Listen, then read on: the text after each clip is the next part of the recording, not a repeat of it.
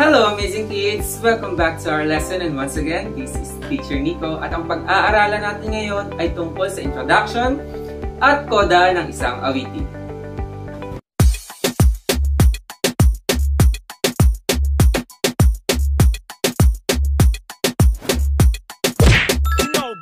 Sa musika, may mga bagay o simbolo na inilalagay ang mga kompositor upang mas mapaganda pa ang isang awitin. Sa alinmang awitin, mas mainam na may bahaging naghahanda o introduction sa tagapakinig. Ito ay maaaring isang maikling gimmick o tugtuging instrumental na tinutugtog bago magsimula ang awitin. Bukod sa napapaganda nito ang awitin, nagbibigay ito ng tamang tono o pitch sa isang mang-aawit. Sa katapusan naman ng awitin o tugtugin, may mga karagdagang ideya ang kompositor upang magkaroon ng isang magandang pagtatapos ang isang awitin o tugtugin at tinatawag itong koda. Para sa ating unang gawain, suriin natin at pakinggan ang awiting Ohoy Alibangbang. Sagutin natin ang mga tanong at isulat ang mga ito sa iyong kwaderno.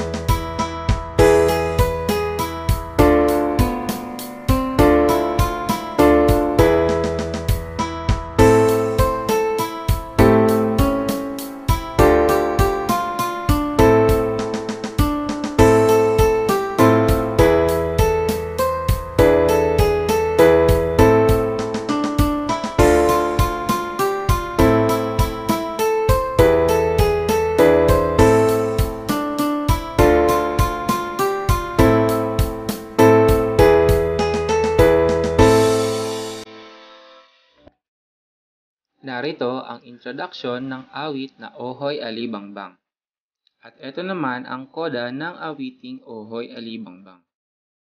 Sa tulong ng simbolo ng koda ay malalaman natin kung saan magtatapos ang isang awitin. Ito ang hudyat ng pagtatapos ng isang awit.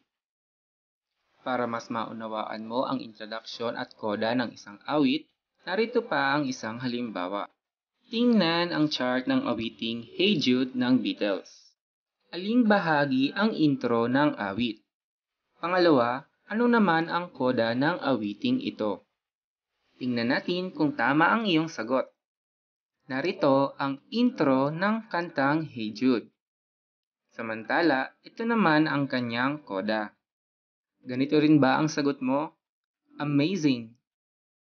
Ngayon naman ay tingnan natin ang iyong natutunan sa pamamagitan ng gawaing ito. Awitin mo ang kantang Paro-Parong Bukid. Tukuyin mo ang introduction sa pamamagitan ng pagbilog dito at kahon naman sa koda ng awiting ito.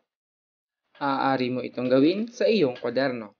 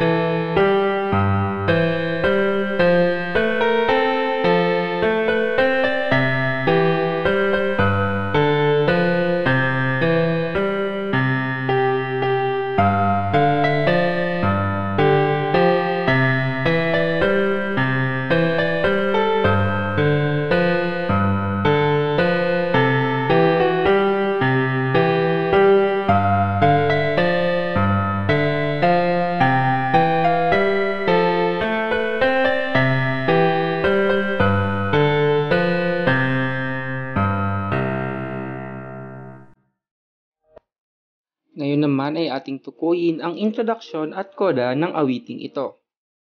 Ang introduction ng awiting Parong-Parong Bukid ay tama.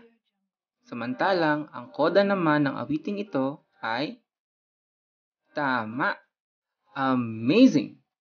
Meron ka bang natutunan sa aralin ito? I-comment sa baba kung anong uri ng simbolo ito. Now this has been your most adorable teacher, Teacher Nico. Always remember to be amazing. Until our next lesson!